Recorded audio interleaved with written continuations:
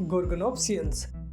गोर्गोनोप्सियंस के ऊपर एक अजीब सा तर्क है जो ये बताता है कि गोर्गोनोप्सियंस मगरमच्छ और सैबर टूथेड टाइगर के मिलन से हुए थे, किंतु सैबर टूथ टाइगर आज से लगभग 2.5 करोड़ साल पहले हुए थे, जबकि जिन जीवों के बारे में हम बात करने जा रहे हैं उनका जन्म आज से लगभग 29 करोड़ साल पहले हो गया था।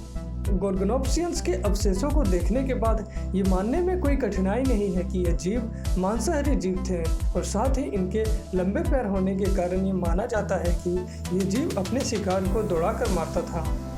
आज हम इन्हीं प्रजाति के जीवों के बारे में जानेंगे।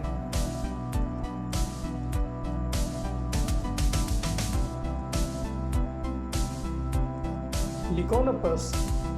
लिकोनोपस एक स्तनधारी जैसे रेंगने वाले जीव थे जो प्रीमियम युग के आखिरी चरण में साउथ अफ्रीका देश पर पाए जाते थे। इस जीव के कई गुण तथा शरीरी अंग आज के भेड़िए जैसे थे और सिर्फ यही नहीं, यह भी माना जाता है कि यह जीव झुंड में शिकार किया करते थे जैसे आज के भेड़िए करते हैं, किंतु अभी तक कोई पुख्ता सबूत नहीं मिला है जो इस थ्योरी को सही साबित करे।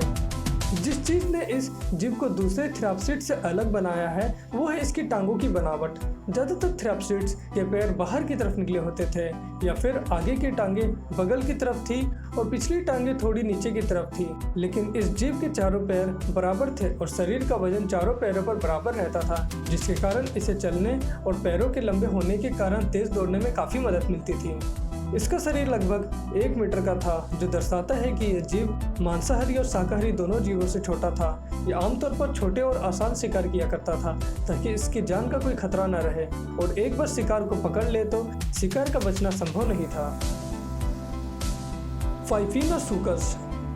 फाइफिनोसुकस नाम का अर्थ है मुरझाया हुआ मगरमच्छ।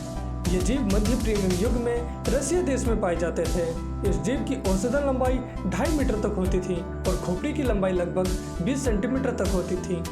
क्योंकि फाइफिनोसुकस को इसकी आधी खोजी गई खोपड़ी के लिए जाना जाता है, इसलिए पैलियोंथोलॉजिस्ट को इसके वर्गीकरण यानी ये किस ग्रुप के जीवों में आते हैं इसे खोजने में और विचारने के लिए और समय की आवश्यकता है, क्योंकि भले ही इसकी खोपड़ी थ्रैप्सिड्स जीवों के समान है किंतु इसकी कई विशेषताएं और गुण साइनोपिड्स जैसे है। फिरोगनेथस।